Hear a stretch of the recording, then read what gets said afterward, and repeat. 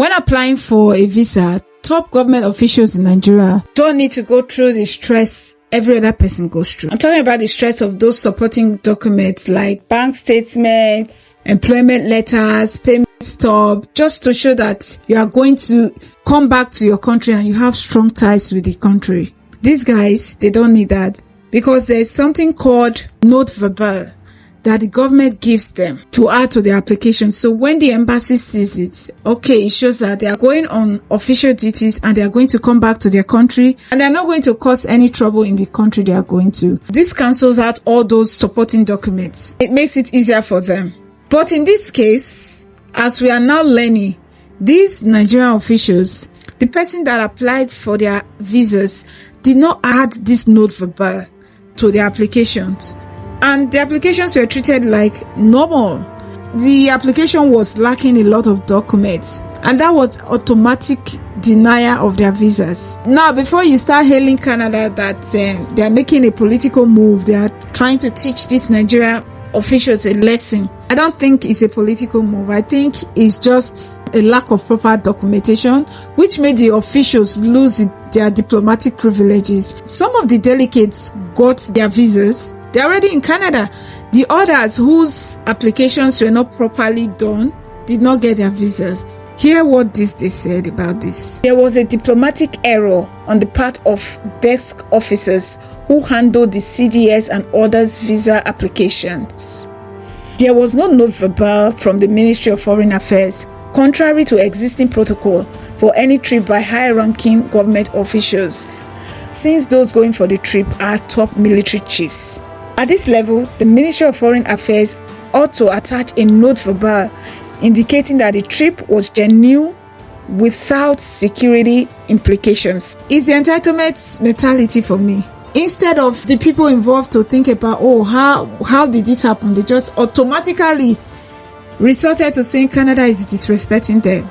And the National Security Advisor say, Canada denied you, they can go to hell.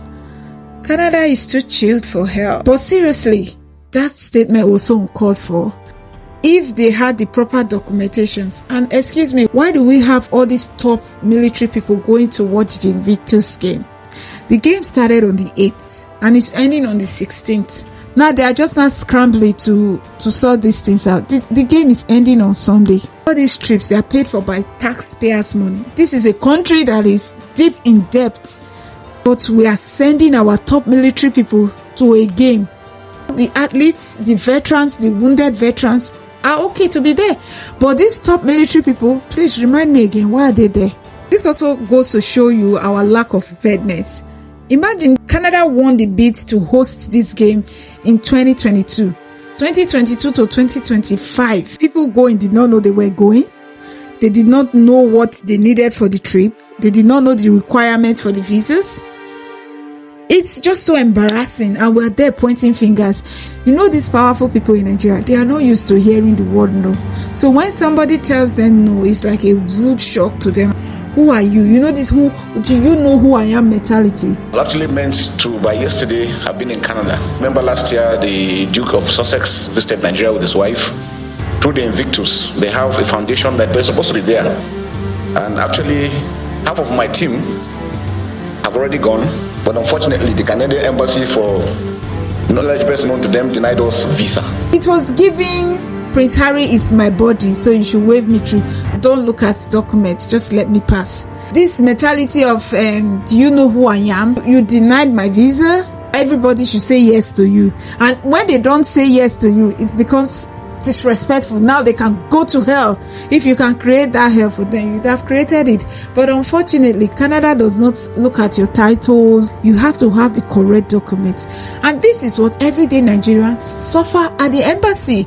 Go to the embassy. People are denied visas every day. You don't hear them coming to tell Canada or UK or US to go to hell. You see the hard rules Nigerians have to follow to get visas into this country. Why? Because we have a country where everybody is trying to run away. So they make it hard for us to come into their countries. But we're crying about disrespect. You did not take the proper documentation. And I'm thinking, was this a moment of conscience touching you guys? Because nobody said your country is not great.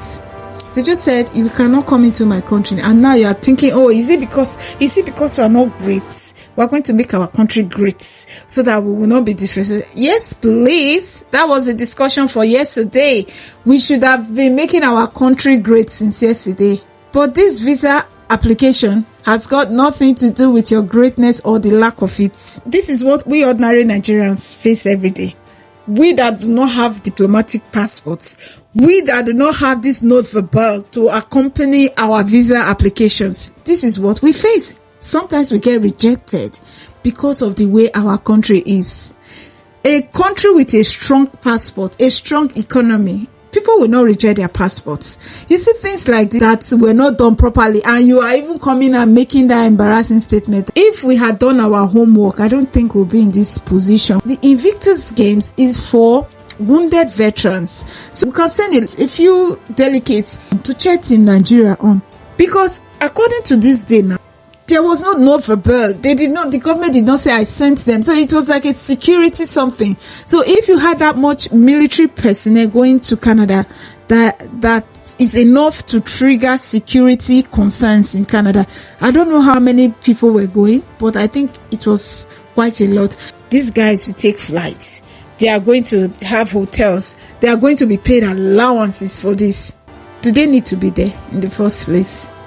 These are all the small issues we have to fix. And I love my Nigerian people. They are very patriotic. I can see how some of us are even getting offended on behalf of these military people. That why would they be embarrassing us like that? My people, I think we are the one embarrassing ourselves, because if we had the right documentation, they had privileges me and you don't have. They have these privileges that they can use and just pass. We don't have, I don't have it. I have to apply the normal way and wait for approval or denial. But they don't have to do that.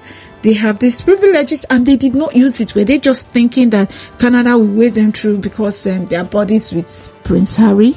That's one thing we need to know in Nigeria. Rules are rules, no matter who you are. Now, Nuhu Ribadu is saying it like based on who we be. They don't respect us. Excuse me, rules are rules, sir. So before we start insulting Canada, which is one of the most peaceful nations in the world, let's look inward. Blaming Canada doesn't solve anything. If Nigeria wants respect on the global stage, it has to act like a serious country. A country that plans ahead is a country that is well respected. Real power isn't about saying Canada can go to hell. Real power is in making Nigeria a place where people are not begging for visas, where countries don't look down on us and say, okay, bring all this plenty things before we allow you come, because your country is. Until Nigeria fixes its governance, this will not be the last time officials will get humbled at embassies. Thank you for watching. Please check out our other videos on the channel. Stay safe out there. Bye.